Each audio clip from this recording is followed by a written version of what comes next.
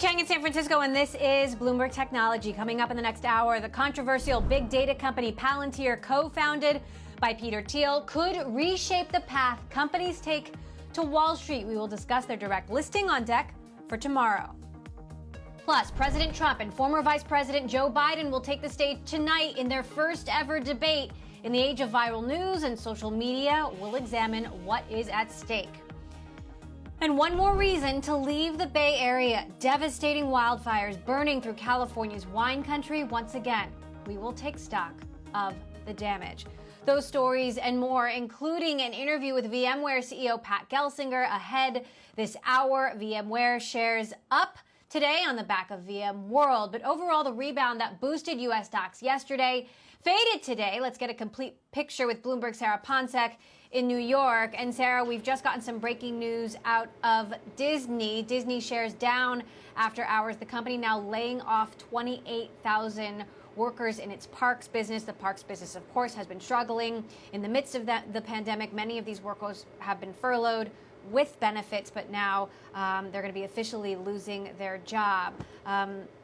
What were you watching today? More devastating news. Right, it is devastating news. And it's just another reminder that we could see more layoffs even as the labor market improves, especially ahead of this week's jobs report on Friday. The fact that as time goes on and we do not resume complete normalcy, companies may have to make amends, and that may mean further layoffs. And as you said, Disney shares are lower today. But when you look at the broader market today, it was really a wait and see day. If you look at volumes, for example, across the major U.S. stock exchanges, the lowest trading volume in over a month since the end of August. So really waiting and seeing until we get that debate tonight. On top of that news from Disney, I will mention we did see a large pickup, bigger than expected, within consumer confidence. But you have to imagine that going forwards, if we continue to see layoffs of this sort, that will dent confidence.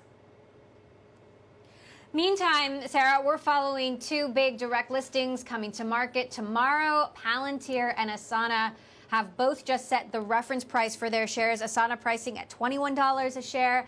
Palantir, which of course is co-founded by Peter Thiel, $7.25 a share. What do we read into those prices? Right. This is a big day coming up for these direct listings. Now, analysts for Palantir, that is, have put some valuations on the stock around $20 billion once it starts trading publicly. But we have to remember, this is a direct listing. This is not your classic IPO. However, IPOs have just been extremely hot in 2020, of all things in 2020. That's what you're looking at right here. That white line is an index of newly public companies, up 67% this year compared to an S&P that's up just about 3% or so. Still, Bloomberg intelligence analysts say, especially with a direct listing with Palantir, other factors factoring in as well, it's not likely that Palantir is going to see a debut like we saw recently with Snowflake, for example.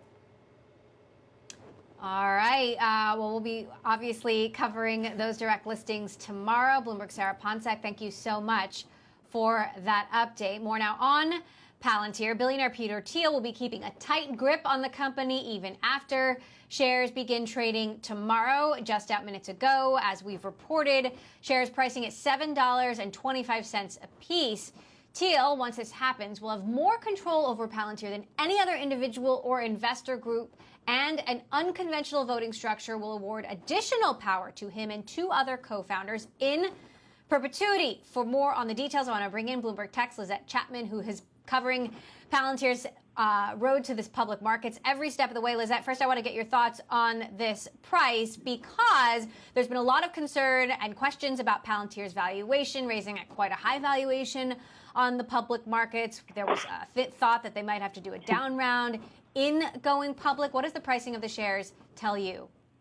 Right. Well, like Sarah was saying earlier, this is just a reference price. So this is like an opening gambit, and what the share actually will start trading at when it opens could be vastly different. So we don't really know what that's going to be. We do know that the reference price is considerably lower than the $10 amount that some people were bandying about. But that said, the only other two really major technology direct listings that we can glean insight from, Slack and Spotify, both had a reference price of 26 that jumped up to 38.50 for Slack, and then for Spotify it was 132 and it surged up to 156, and even beyond that at the end of the close of trading. But who knows with Palantir, because as you said, its governance structure and other pieces to it are quite different. It's not your typical consumer company.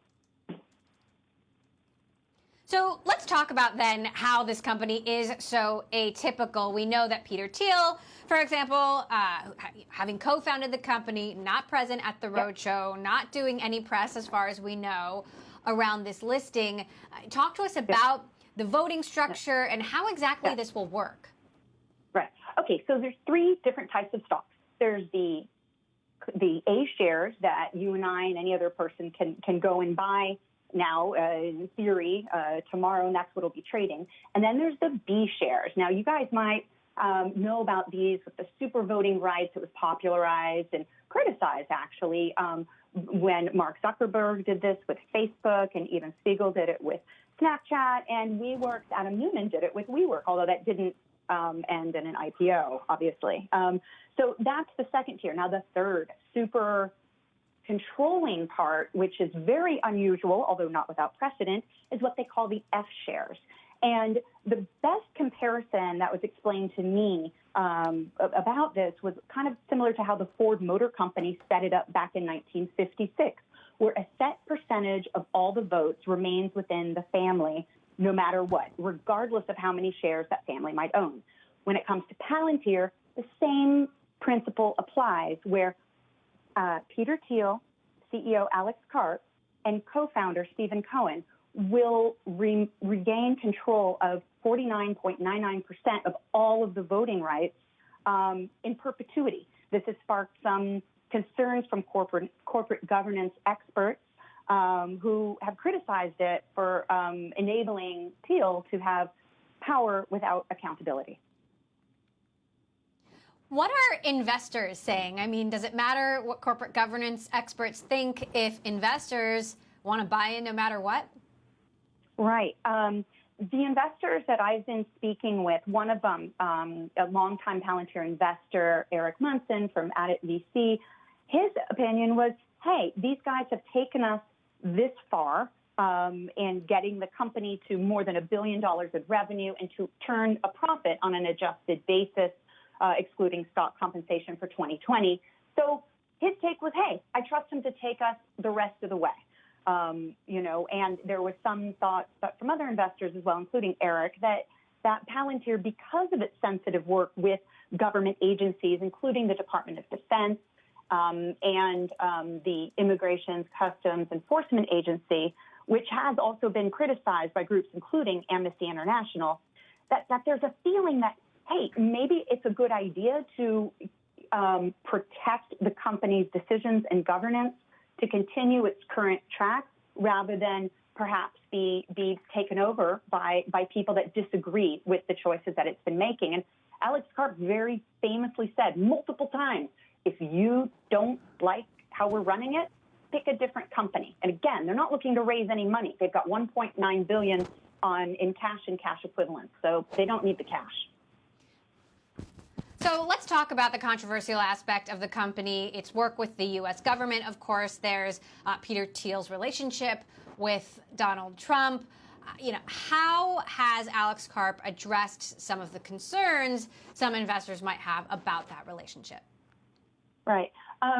Alex was crystal clear in his S-1 letter to all shareholders. It was written in it was a very feisty letter, actually, and it was the themes were repeated throughout the Investor Day, which he held a couple of weeks ago. And it was that Palantir has, quote, chosen sides, and it will only do work with the U.S. government and Western allies and proponents of democracy. It said point blank, it will never do work with China, nor will it do any business operations there. And this echoes some of the criticism that Thiel launched against companies, including Google, when, I don't know if you remember or not, but like a year ago, he suggested that Google had been infiltrated by Chinese spies, and he suggested the FBI should investigate. Of course, Google, dismissed that But the sentiment remains that there's this idea of us versus them, which does play into the larger, I think, national narrative that's taking place right now on the presidential level. And of course, we should mention that Peter Thiel is also a longtime Facebook board member, Lizette, also early Facebook investor. Facebook and Google are longtime tech rivals. We've got to say that. Bloomberg's Lizette Chapman, we will be covering all of your headlines coming out of the direct listing tomorrow, and we'll have more on Palantir's listing on the New York Stock Exchange later this hour with Kathleen Smith of Renaissance Capital, talking to her about their choice to do a direct listing versus an IPO. You don't want to miss that. Coming up, tech workers are fleeing Silicon Valley for cheaper living amidst the pandemic. We're going to talk to Pat Gelsinger, CEO of VMWARE, one of the companies that is shaking up pay packages for remote workers. That's next. This is Bloomberg.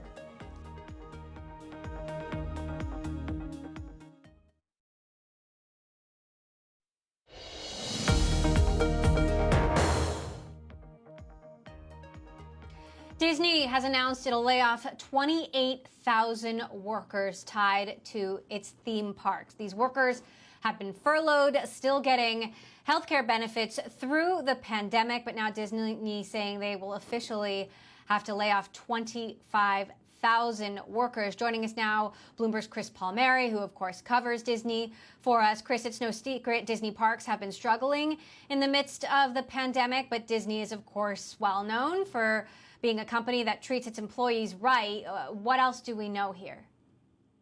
Well, yeah, this is a sign that, the American consumer is just not comfortable getting on airplanes, going to these big destinations, whether it's Orlando, Las Vegas. They're not comfortable going into movie theaters and big crowded spaces, and theme parks are a big part of that. So talk to us about what attendance has been like. I mean, do we know if they've even been hitting the caps that they've put in place on attendance in general? Disney said they were definitely disappointed. I mean, there's a few things at work. There's the social distancing. So even the parks that are open, are at capacity limits, 30%, 50%. Then there's the technologies that they're introducing in the park that are requiring less people. You can, use these QR codes, and you can do cashless pay systems, and you walk through the turnstiles without showing anybody a ticket anymore. And so they require less people. And the last part of this is that California has been the last state almost to reopen its theme parks. The original Disneyland is still not reopened. Governor Gavin Newsom's still holding out. Wants more data. And so Disney and other theme park operators have now gotten very vocal about saying, hey, we've been open since July in Florida. We're open around the rest of the world. Why not California? Disney's head of parks, Josh Jamero, who you and I both spoke with when Disney World reopened in Florida, saying, as heartbreaking as it is to take this action, this is the only feasible option we have in light of the prolonged impact of COVID-19 on our business. Obviously the parks business is a huge part of Disney's business in general. Shares are down after hours. How is Disney Plus, streaming of Mulan, for example, not having that big theatrical release? How is it all adding up in terms of Disney's bottom line? Has Disney's Disney Plus and streaming efforts been able to make up for the park shortfalls? Not in a bottom line profit sense, but, I just happen to be looking today at the stock price performance this year. And although Disney is down, it's down quite less than some of the other names in entertainment, billboards, advertising agencies. A lot of these first people have gotten whacked a lot harder in terms of stock performance. So, and if you have to ask why, Disney has that streaming service, which has blown everybody away in terms of, 60 million plus subscriptions in the first year. Mandalorian season 2 coming up next month. It's been the thing that's kept Wall Street in Disney stock. All right. Well, we're going to continue to follow that story. Again, 28,000 people getting laid off at all levels in Disney's Parks division. Bloomberg's Chris Palmieri, thank you so much for that update there. I want to get back now to VMware CEO Pat Gelsinger. As I mentioned, VMware and NVIDIA working together to deliver new security innovations to help organizations build a workforce that is ready for the future. Pat, we lost you for a second, which is one of the challenges of all of this remote technology that we have been dealing with. This was your first remote VMware World. How exactly did it go, and how will this impact sales, given that these huge enterprise software conferences are actually a big deal in your world and drive a lot of new business? Well, thank you, Emily, and great to be on Bloomberg TV today. And, at our physical event, we might have had 25,000 people or so showing up. We have 150,000 people for the virtual event because many people said, hey, I might send 10 people to San Francisco, but now they have 50 people joining online. So we've seen that much larger audience worldwide. We're now 6 hours into our 48-hour worldwide event. And so far, it's just going fabulously well and a lot of energy.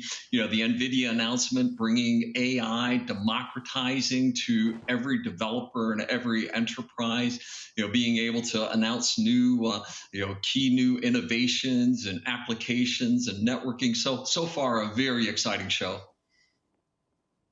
Now, VMware is poised to be spun off by Dell next year. What will that deal allow you to do? How will that impact, future M&A, hiring, for example? Yeah, well, one thing we'd say is the Dell relationship is great. We're going to make sure we keep that going on the other side of a spinoff should it occur. We'd also say that one of the things we can't do now is use our equity for M&A. We can only do it out of cash proceeds. So this, we expect, will be a positive thing to expand the horizon for M&A. And clearly being a bit more independent will be beneficial for ecosystem and employees looking at VMware as an attractive place to be. So overall, the debt markets, the equity markets, that potential, we see promise there. But of course, we have a long way to go until we get to that 5-year anniversary and a spinoff is possible. Right. So what is the status of a spinoff? Are you still on track for 2021? Well, we'd hope that by that time frame that we'd be in a position to do it, but we formed a special committee. Work is underway, and beyond that, I can't say a whole lot else at this point in time. But given the, as you say, we think the markets will look at it favorably. So I'm reasonably optimistic, but a long way to go. Now, in this new remote world, you've got a lot of workers leaving Silicon Valley for cheaper places to live, totally understandable. And you've got a lot of companies that want to honor that flexibility, let them make those decisions, but are trying to figure out how to deal with pay packages and the logistics. VMware, Bloomberg reported a couple of weeks ago, was going to be cutting pay for some of the workers who were going to be leaving the Silicon Valley area. What more can you tell us about how you're managing this transition and what lessons are there for other companies? Yeah, and what we said was we're beginning our workforce of the future now. We're not waiting until next year vaccines may occur. We've seen such benefit to this distributed workforce model that we're implementing those policies right now, which allows people to decide where they want to work from. And as we said, before the pandemic, we were maybe 20% work from home.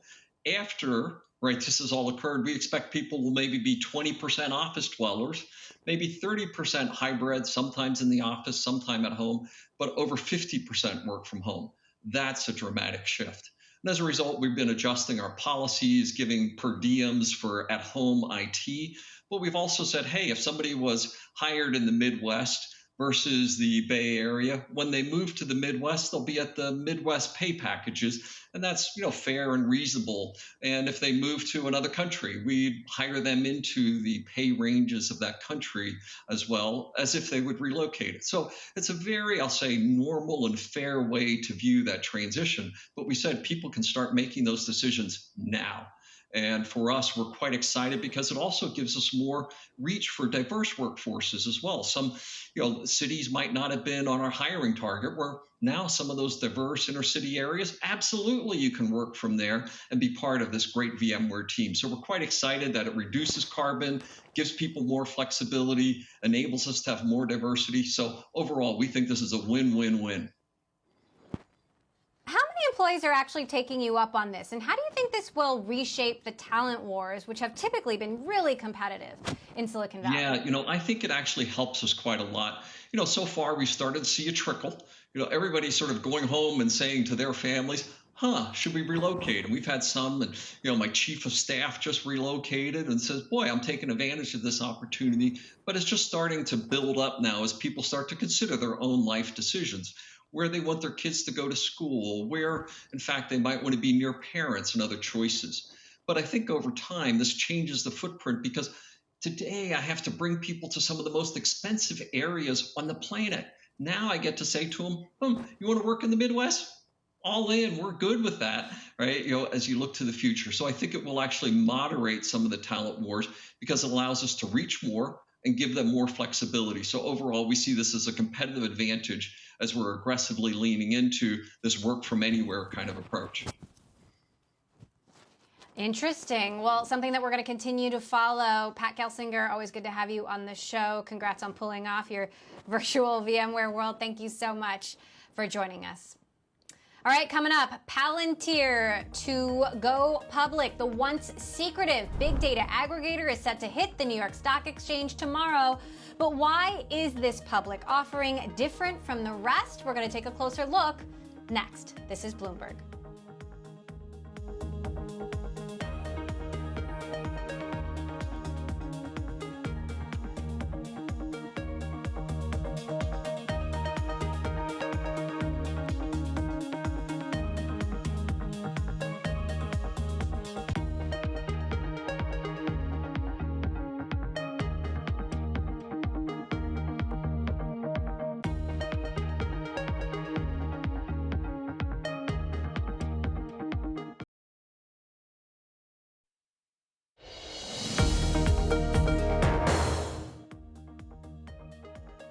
Welcome back to Bloomberg Technology. I'm Emily Chang in San Francisco. The list of companies that have chosen direct listings over IPOs is short. It does include Spotify and Slack, and we are about to see two more. Palantir, co-founded by Peter Thiel, and Asana, both scheduled to test the direct listing process on the New York Stock Exchange tomorrow. Is it the right move? With us now, Kathleen Smith, Renaissance Capital IPO ETF manager who covers all things about going public. Kathleen, thank you so much for joining us. What's your take on Palantir and Asana choosing the direct listing route? These are two really interesting companies, and they're taking a route that really is not that well tried and true. Investors that participated in the two prior direct listings, which were Spotify and Slack, really did not see in the months after those direct listings, basically they saw lackluster returns. And those start to make an imprint on your mind when you're looking at these new ones. So the track record has not been very good so far. It would be nice if it were better, and we'll see whether these companies can do a better job of it. But the structure itself is kind of works for companies, but doesn't work so well for investors. The companies, for example, they're seeking the highest price possible. That's fine. And for them, and seeking to be able to sell shares anytime they want without a lockup, which typically you'd have a lockup that would be enforced while the company at least showed a couple of quarters of demonstrated results before those shares were released. So when you don't have that, it's good for the company, but for investors, it's not necessarily a great deal. Interesting. Last week, I asked Todd McKinnon, the CEO of Okta, a similar question. They went public 3 years ago, did have a lot of momentum coming out of the gate, and still have momentum to this day. Take a listen to what he told me. There's a reason why hundreds and hundreds of companies have gone public a certain way. And you have to think really hard about trying to innovate around your IPO. You need to just get through it, get a fair price, get a good, stable group of investors, get a stable stock price as much as possible, get your employees comfortable as much as possible, and move on and get back to the business of building your company. I think that's one thing that gets lost in all of this. So, Kathleen, he's sort of saying, why reinvent the wheel, which sounds similar to what you're saying. I mean, why go this route at all? I definitely agree with his comments here. What I'd like to see is a lot more attention on how to make better our existing IPO process. Because, certainly you don't want to see so much money left on the table. There have to be other ways to do it within the existing process. And I would like to see a lot more. We're finding that the regular way IPO process is really a quick one. The information flow it's a very short. It's being restricted. I think we can get more information flow. I mean, one question I have is why in a direct listing am I seeing the forecast for the company, but I'm not seeing it in a regular way IPO? I mean, I think we need to look at our regular way IPO process and improve that, because there's a lot of very good things for investors in it. So we need to take a look at that. But I think, experimentation, why not? Let's see how it goes. It's really the companies are willing to take this move, and I'm wishing them the best in it. I just know that what's happened before has not really been the best result.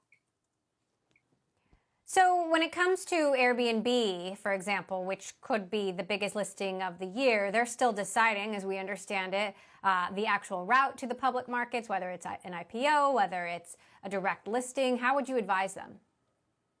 Well, I certainly think that Airbnb, my advice is Airbnb should certainly take the regular approach to going public. Now, all along, it's kind of interesting because we heard Airbnb was going to do a direct listing way back when. There was rumor that Airbnb would be willing to be bought out by a SPAC. And I haven't heard any of those two things happening. I just have heard they've filed confidentially. And it looks like, I think they're going to tap the regular IPO market. The results are best by doing it that way in terms of the long-term price and shareholder base for the companies. Now, we're all going to look, Airbnb is going to be a very exciting company to look at. And the challenge there is going to be, the travel industry has been hit by COVID and, how to project going forward, how to put the right valuation. The prior $30 billion private valuation is just not going to hold up under current circumstances. But it'll be a very interesting IPO, and I do hope they do it the normal way. I mean, if you look at the cybersecurity firm McAfee, Kathleen, the cybersecurity firm McAfee also just filed for an IPO today. You were saying about going the normal route. Yes, I just wanted to point out that we constructed IPO indexes that track the returns of companies that have gone public over the last couple of years, and we have an ETF that tracks that, and the performance of these regular way IPOs, once they start trading, has been very strong, much better than these other methods of going public, including the SPAC method. So I think that the regular way IPO has a lot to offer. On McAfee, that's an exciting one. We think it'll be a couple $2 billion deal. It's not the high growth company. This is a restructuring play, but a profitable company with moderate growth, but a good position in its industry. I think it'll do a successful IPO. And boy, there are others. There's so many others that are in the backlog that are going to tap the market. The IPO activity that we've seen this quarter is as much as anything we've seen since the dreaded internet bubble. So there's an awful lot of activity. Yes, it is a little bit frothy, but deals can get done. This is a good time if you're a private company to tap the IPO market. All right. Well, we'll see how long the window stays open, of course, with an election coming up. Kathleen Smith of Renaissance Capital, good to have you back on the show and appreciate your thoughts. Coming up, millions of acres continuing to burn in wildfires across California and other regions of the West Coast. We're going to have the latest update next. This is Bloomberg.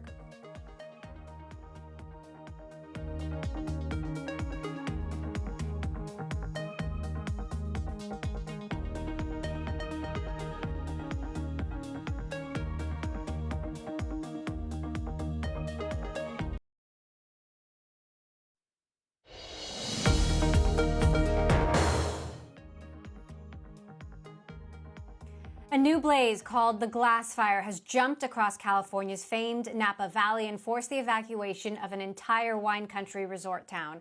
California has been battered for weeks by rounds of extreme weather, which state officials say have been fueled by climate change. Almost 4 million acres have been burned in the process. For more on the latest fires, I want to bring in Bloomberg's Ed Ludlow, who's been following the developments for us. Ed, so many of us here in the Bay Area, we have friends, we have family who've been evacuated. There have been wineries burnt to the ground, sentimental spots for people who live in this area. What is the latest on the damage of this latest fire?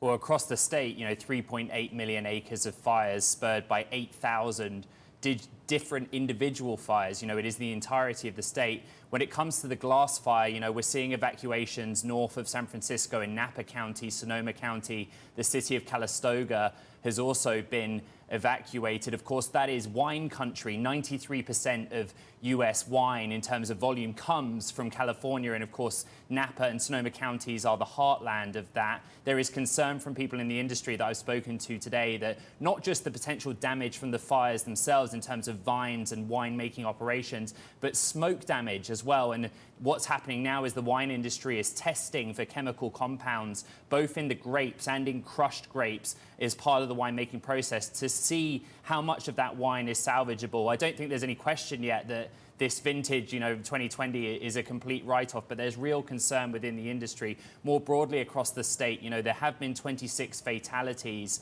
attributable to different fires. And what we're seeing now is utilities providers like PG&E here in Northern California take proactive steps to cut electricity, to basically avoid and de-risk the possibility that damaged power lines, things like that, could spark new fires, because the risk of fires is still extreme. We have dry temperatures, dry weather and elevated temperatures. And so as it stands, around 37,000 businesses and households are without electricity as of Tuesday. Right, and it is harvest season. There are these emotional social media stories of folks picking grapes in the morning and fleeing a wildfire in the afternoon. The winds are picking up in the southern part of the state right now. What is the outlook on getting this particular fire, the glass fire, contained in the midst of continuing hot and dry weather?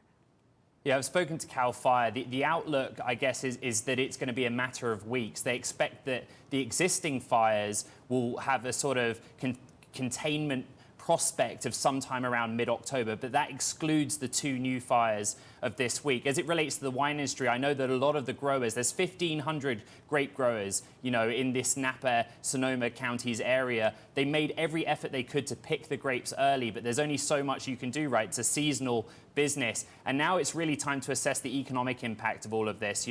25 counties have seen fires out throughout California. What's astonishing is that accounts for more than 3/4 of the state's GDP and workforce, which is, when you consider that the state of California has an economy of $3 trillion annual economy, that is a staggering impact, direct and indirect from the fires. We know that the insurance costs, uninsured and insured losses from 2017 and 2018 were both north of $20 billion US. We still don't have a figure for 2019, but I spoke to the San Francisco Federal Reserve Bank today, and economists there basically say the level of damage that we've seen year to date indicates that we could also see an economic cost at the same level that we've seen in prior years. Meantime, Ed, it just seems like, having lived here now for so many years, every year just getting worse. We've got the first presidential debate coming up between Trump and Biden. Climate change is not going to be on the agenda, but it is certainly a huge and growing issue. Is this going to be our lives for the next several years? Yeah, well, the state's Governor Gavin Newsom has put climate change at the center of this. He called the fires a climate crisis, right? And he's instructed state agencies to accelerate their timetables for moving towards sustainable energy. He's claimed that the target of having only clean energy vehicles by 2035 has been prompted by this idea, that climate change and the fires are directly linked. So it's something that if you talk to any policymaker, scientist, even business owner here in California, it is front and center of their thinking. And, again, the SF Fed today said that they can only look to the future and think that in the 12th district, climate change will play a greater role in the impact of these fires. All right, Ed, thank you so much for following those fires for us. Bloomberg's Ed Ludlow will bring you any more headlines as we have them. Still ahead, the stage is set for the first U.S. presidential debate between President Trump and former Vice President Joe Biden. We spoke to DNC Chair Robert Perez, got his take on what to expect. That is next. This is Bloomberg.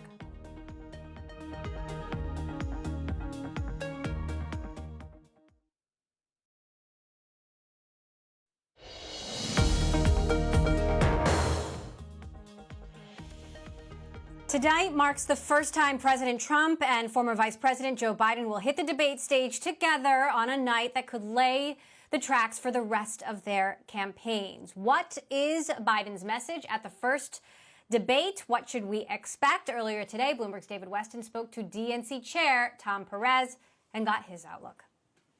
Joe Biden's going to talk about his vision for America. How do we address these three crises we're confronting right now? The pandemic, the economic collapse, the civil rights challenges. The failures of this president are in stark contrast to Joe Biden's vision. He sees the world through the lens of Scranton, Pennsylvania. People in Scranton, people across America struggling to deal with the coronavirus, 200,000 deaths. This president has given up. Healthcare will be a big discussion tonight. Healthcare is on the ballot, David, as you know, on November 3rd, and it's on the ballot and it's on the docket of the Supreme Court on November the 10th. So there will be a lot of discussion about that. They want, in the middle of a pandemic, Donald Trump wants to do away with coverage for people with pre-existing conditions. Joe Biden wants to do just the opposite, make sure that we address the pandemic, we expand access to health care coverage, we build back America better by investing in our human capital, by building an economy that works for everyone. These are the things that Joe Biden's going to talk about. They're just two diametrically different visions of America. Joe Biden believes that everybody should have a fair shake. Joe Biden believes that zip code should never determine destiny, and Joe Biden has people's backs. I'm here in Cleveland right now, and people in Ohio and Michigan and Pennsylvania, they remember that Barack Obama and Joe Biden saved the auto industry, and the Republicans wanted it to die. And Donald. Sorry, Secretary, I was just going to say that leads me exactly to the question. I know that Joe Biden wants to appeal to every single American, but who's his core audience? Is it, as you just suggested, maybe the manufacturing workers in places like Ohio and in Michigan and in Wisconsin, places like that? Or is it particularly women in the suburbs around Cleveland, for example, and Dayton and Cincinnati? Who's his core target audience tonight? Well, I think that Joe Biden has said, I want to be the president for everyone. He is the uniter in chief. Joe Biden's vision for America, when you talk about addressing the COVID crisis in a real way, that's talking to everyone, because COVID doesn't discriminate. COVID has touched so many people. It has actually disproportionately touched communities of color, but it doesn't discriminate in the sense that everybody has been affected in one way, shape, or form by COVID. And so when Joe Biden is talking about how to address the COVID crisis, he's speaking to everyone. When he's talking about health care, there are so many people with pre-existing conditions, Republicans, Democrats, independents, white, non-white, urban, rural, suburban. These are the issues that he's speaking about. There are so many people right now who want a leader who can bring us together. And when I'm sitting here in a state where Sherrod Brown, a very progressive Democrat, and John Kasich, the former Republican governor of the state of Ohio, both support Joe Biden. And so I bring that up because it really illustrates that Joe Biden, his coalition is very diverse and it's growing. Yeah, and it's important you bring that out for another reason as well. As we know, Ohio is very key in presidential races, particularly for the Republicans. Basically, no Republicans ever won the presidency without winning Ohio. What are the chances that Joe Biden can win in Ohio? There was a SurveyMonkey poll out there reported by Politico just today that had him down 7 points. What are you seeing? Well, the polls that actually have the most rigor have had this as a dead heat. The last 2 or 3 polls that were out that I saw had Biden up 2, which is, again, that's a margin of error jump ball race. DNC Chair Tom Perez there with our own David Weston on balance of power. For more on what to expect at tonight's debate, we are joined now by our Bloomberg political contributor, Rick Davis of Stone Court Capital, who was also the campaign manager for John McCain's 2008 presidential run. Rick, really interested to hear what you're expecting tonight. Obviously, President Trump is President Trump. He's got this big tax story having broken in the last 48 hours and, of course, the pandemic, Joe Biden didn't perform that well in the primary debates. What are you expecting tonight? You know, it's interesting. I mean, the expectations game has been a fever pitch for the last couple of days, and even Donald Trump's team has been saying, you know, Sleepy Joe, don't expect much. He's probably going to be taking drugs, all the way to he's the most uncanny political expert, and he'll do really well in the debate. So there's a real mixed bag going on, and it really doesn't matter because in a few short hours, we're all going to see the real deal.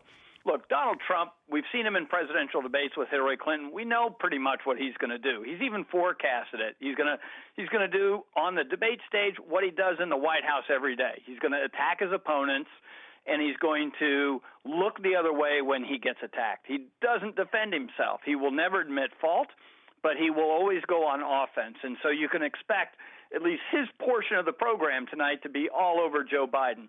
What Joe Biden does in return is going to be interesting. A lot of Democrats you talk to don't want Joe Biden to engage with Donald Trump.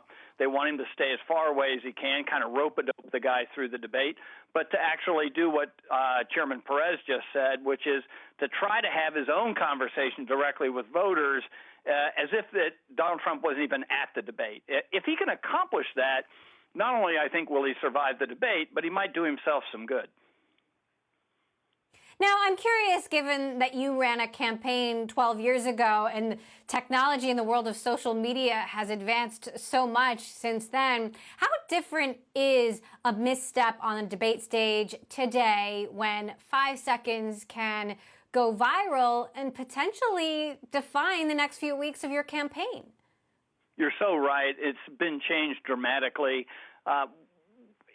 4 years ago, even, you had 84 million people watch this debate, but probably, almost an equal amount probably watched the debate via memes and other downloads and YouTube and platforms like that carried it long after the debate had actually occurred. And we know from polling that the real winner of the debate usually doesn't appear until about 2 or 3 days later when the impact and the media component of this, which declares a winner or a loser at the debate, actually starts to happen. So you want the best performance you can, but you've got to try to control the message coming out.